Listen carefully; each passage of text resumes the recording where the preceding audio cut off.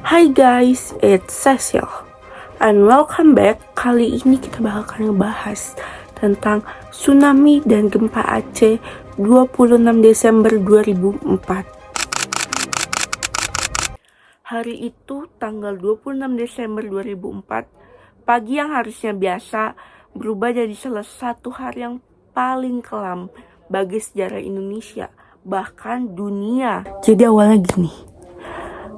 Mulanya saat 7.58 waktu setempat di bawah Samudra Hindia sekitar 20 km dari pantai Sumatera, dua lempeng raksasa Indo-Australia dan Eurasia saling bergesekan. Jadi dia bergesekan gitu lempengnya. Terus tekanan yang terkumpul selama ratusan tahun akhirnya lepas ya Robun, menghasilkan gempa bumi raksasa bermagnitudo hingga 9,1 sampai 9,3. Itu besar banget ya Robun. Air laut tiba-tiba surut perlahan-lahan. Air kembali terderet ke pantai. Banyak orang turun ke pantai. Mereka bingung apa yang terjadi, mereka penasaran, tapi mereka nggak tahu itu tanda-tanda bahaya besar, yaitu tsunami. Beberapa menit kemudian dari arah laut, dinding air setinggi 20 meter sampai 30 meter datang dalam kecepatan yang luar biasa, menghantam semua daratan Aceh. Hanya hitungan menit ya Robun. Bayangin, ada air yang besar datang seperti ini ke kita. Wah, bayangin aja seluruh kota, jalanan, rumah, pokoknya semua terseret arus lah. Banda Aceh, Meulabo, Calang, Ngoknga, Ulelehe, semua porak-poranda. Data dari Bank Dunia mencatat bahwa 167.000 orang sudah meninggal dunia. 167.000 orang. Tapi ratusan ribu lainnya hilang. Dan lebih dari 500.000 orang kehilangan rumah. Infrastruktur seperti sekolah, jembatan, rumah sakit, pelabuhan hancur total. Bahkan kapal nih ya, kapal yang besar banget itu terseret sampai setengah kota. Di beberapa tempat juga tsunami ini tuh masuk hingga 5 km ke daratan. Banyak lahan pertanian yang berubah menjadi rawa karena intrusi air laut. Tapi dari tragedi ini dunia banyak belajar. Pemerintah Indonesia menetapkan status darurat nasional dan mulai membangun kembali Aceh dengan semangat Build Back Better, membangun lebih baik dan lebih kuat. Bencana ini juga awalnya dari perdamaian besar antara pemerintah Indonesia dan gerakan Aceh Merdeka yang kemudian melahirkan sesuatu, yaitu perjanjian Helsinki pada tahun 2005. Oke, jadi aku udah menjelaskan secara lumayan detail. Nah, sekarang aku mau ngejelasin tentang fakta menarik. Di sini aku bawain 5 fakta menarik. Fakta pertama, gempa yang memicu tsunami ini termasuk gempa terlama yang pernah tercatat. Berlangsungnya tuh selama 8 hingga 10 menit yang kayak tadi aku bilang. Nah, bayangin ya, 10 menit itu bumi berguncang dengan hebat. Kayak kita di dalam 10 menit itu kita gimana? Aku gak bisa ngerasain sih Robun. Fakta yang kedua, meski banyak bangunan hancur, ada 3 masjid yang masih utuh. 3 masjid ini masih berdiri kokoh saat tsunami menerjang. Yaitu ada Masjid Raya Batrul Rahman di Banda Aceh, lalu ada Masjid Rahmatullah di Lampung, dan ada Masjid Baitur Rahim di Ulelehe. Ini mohon maaf ya kalau aku salah nyebut nama masjidnya, ada pelafalan yang salah. Tetapi 3 bangunan ini tuh menjadi simbol di tengah harapan kehancurannya kota Aceh. 3 masjid ini masih berdiri dengan kokoh walaupun diterjang tsunami. Fakta ketiga, setiap tahun masyarakat Aceh itu memperingati tragedi ini. Dan pada tahun 2024, kemarin genap 20 tahun Sejak tsunami terjadi, masyarakat Aceh memperingati 20 tahun Aceh setelah tsunami. Sekarang juga dibangun nih Museum Tsunami Aceh. Bangunan megah yang bukan hanya jadi tempat mengenang para korban, tapi juga pusat edukasi bencana untuk generasi muda. Tak kelima, aku mau membahas kesaksian tentang Mbak Cut Putri. Nah, jadi kita perkenalanmu dulu ya mungkin nama Mbak Cut Putri ini. Jadi Mbak Cut Putri ini berusia 15 tahun. Nah, Mbak Cut Putri ini ingin pergi ke Aceh untuk menghadiri pesta pernikahan saudaranya. Nah, selama di Aceh ini dia tinggal di rumah pamannya yaitu Sayyid Hosaini. Nah, di sini tuh dia sebelum hari H pernikahannya dia jalan-jalan dulu, dia pokoknya ya merekam semua momen-momen indahnya lah bersama keluarganya dengan handycamnya. Nah, harus garis bawahi, Mbak Putrinya emang suka menyimpan kenang-kenangan saat jalan bersama keluarganya di handycamnya Mbak Putri. Nah, Mbak Putri juga sempat merekam kapal PLTD Apung Aceh yang berada di tengah laut. Tadi ingat kan, aku sempat mention kayak kapal besar yang dari tengah laut tiba-tiba ke tengah kota. Nah, pas hari hanya 26 Desember jam 8, mereka mau sarapan dulu lah sebelum mereka pergi dulu ke acara pernikahannya. Jadi mereka mau sarapan dulu nih jam 8. Terus tiba-tiba ada gempa yang sangat dahsyat. Lalu mereka mau gak mau lari keluar rumah lah, karena kan emang kalau gempa harus lari keluar rumah kan. Terus tetangga-tetangganya juga keluar. Nah, di sini Mbak Cut Putri itu ngerekam kejadian ini. Pas lagi rekam gini, gempa tuh masih sering terjadi, tapi kayak kadang pelan, kadang kenceng. Terus pas lagi dikumpul di luar tuh, kayak kata Mbak Cut Putri tuh kayak ada suara truk lewat, tapi kenceng banget. Terus kayak mereka bingung dong, kayak ini apaan. Terus ditambah lagi banyak orang yang berbondong-bondong lari sambil teriak, air naik, air naik. Bingung dong, air naik apa? Apa yang naik airnya? Terus di sini tuh kayak kata Mbak Cut Putri, dia tuh ngedenger kayak selain suara truk yang sangat kencang itu, ini tuh suara tuh kayak pesawat terbang, tapi deket. Bayangin, pesawat terbang aja kalau terbang di atas aja kenceng banget suaranya, apalagi kalau deket. Pas kenceng itu. Terus di tengah kebingungan, ayahnya nih teriak kayak, ayo naik ke atas. Terus mereka lari dong. Nah, tapi Mbak Cut Putri ini sampai dia mau di tangga, dia ngeliat ke depan ada anak kecil. Terus dia karena hati nurani, jadi dia tarik anak kecilnya, dia bawa ke atas. Habis itu dia cek lagi nih di bawah, ada nggak tetangganya yang masih butuh bantuan atau kayak dia mau ngebantu lah. Nah, terus pas dia turun, ibunya teriak, Putri, ayo naik Putri, Putri, ada gulungan tsunami. Panik dong. Pas mau naik, tiba-tiba air udah nyerbu rumah.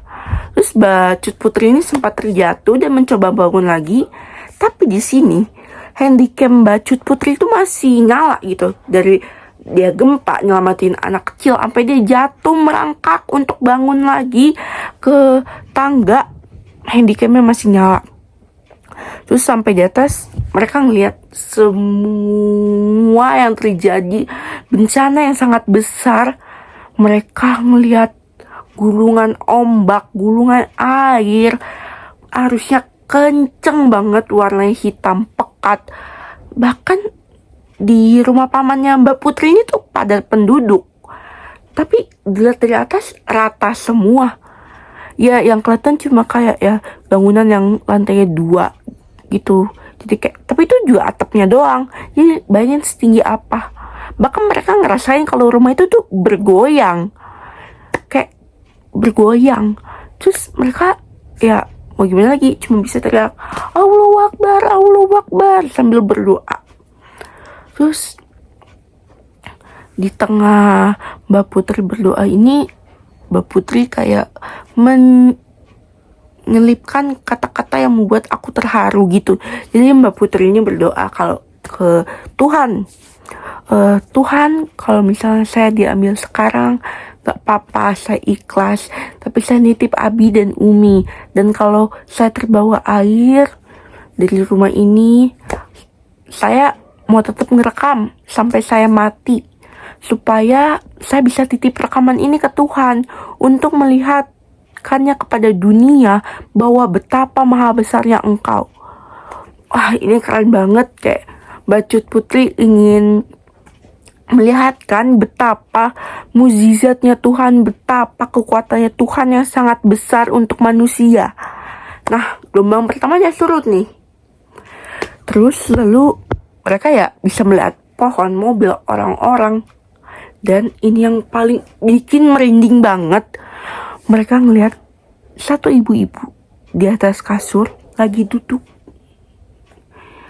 Mereka gak bisa ngapa-ngapain. Mereka cuma tatap-tatapan.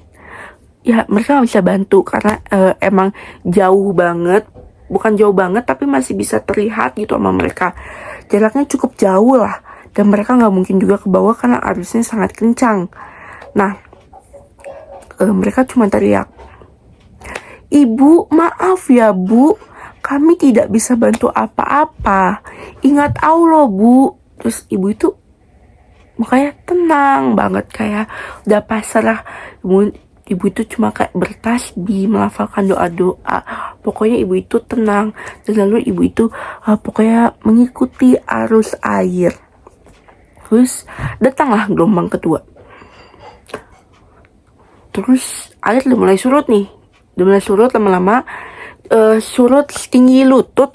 Tapi gempanya tuh kadang-kadang masih kerasa. Kayak gempa enggak, gempa enggak, gempa enggak. Pokoknya masih kerasa.